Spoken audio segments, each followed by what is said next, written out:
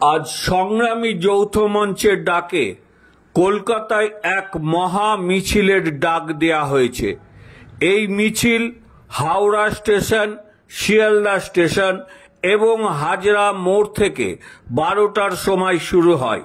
এই সবকটি মিছিল শহীদ মিনারে জড়ো হবে এবং এই শহীদ মিনারে আজ কলকাতার মহামিছিলের ডাক সংগ্রামী যৌথ মঞ্চের এক সভা অনুষ্ঠিত হবে। মহামিছিলে সম্পাদক শ্রী ভাস্কর ঘোষ তিনি জানান, আমরা আজ মাননীয় মুখ্যমন্ত্রীকে চিঠি দিব, তিনি যাতে আমাদের সঙ্গে দেখা করেন।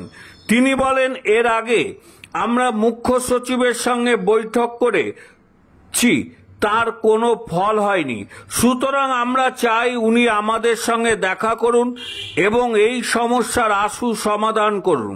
চিঠি দিয়ে এই দাবি জানাচ্ছে সংগ্রামী যৌথ মঞ্চ। আর যদি এটা না হয় তাহলে এই দিন থেকেই শুরু হবে লাগাতার অনশনের ডাক। এবং তিনি আরো জানান, আগামী 29শে জানুয়ারি থেকে লাগাতার সমস্ত সরকারি দপ্তরে ধর্মঘটের ডাক দেয়া হয়েছে। তিনি বলেন, এই নিয়ে আমরা সরকারকে হুঁশিয়ারি করছি। সমস্ত মঞ্চই ডিএর দাবিকে সমর্থন জানিয়েছে।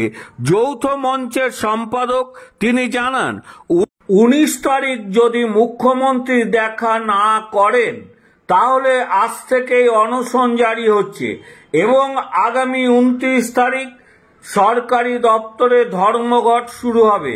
তার জন্য মূলত দায়ী থাকবেন প্রশাসন এবং মাননীয় মুখ্যমন্ত্রী বলে জানান সংগ্রামী যৌথ মঞ্চের আহ্বায়ক ভাস্কর ঘোষ।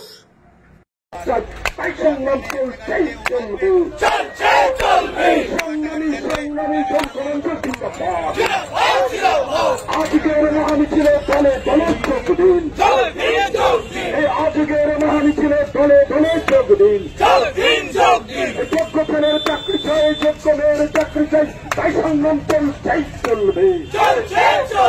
যোগ্য ফেলের চাকরি চাই, যোগ্য মেয়ের চাকরি চাই, তাই সংগ্রাম চলছেই চলবে। পেয়েছি 1 বছর থেকে পেয়েছি। আজকে দেখতে পাচ্ছেন চাকরি প্রার্থীদের আমরা সামনে পেয়েছি। আজকে পশ্চিমবঙ্গে যে সস্তার শ্রম তৈরি করার কারখানা সেটাকে আমরা খুঁজে পেয়েছি। পশ্চিমবঙ্গে প্রতিটি পদে যে দুর্নীতি সেটা খুঁজে পেয়েছি এবং আগামী প্রজন্মকে বাঁচানোর রসদ আমরা পেয়েছি। আগামী দিনে বাংলাটা যাতে বেঁচে থাকে সেই লড়াই করার আমরা রসদ পেয়েছি। আমি আমার জন্য কতটা পেলাম সেটা বড় কথা নয়।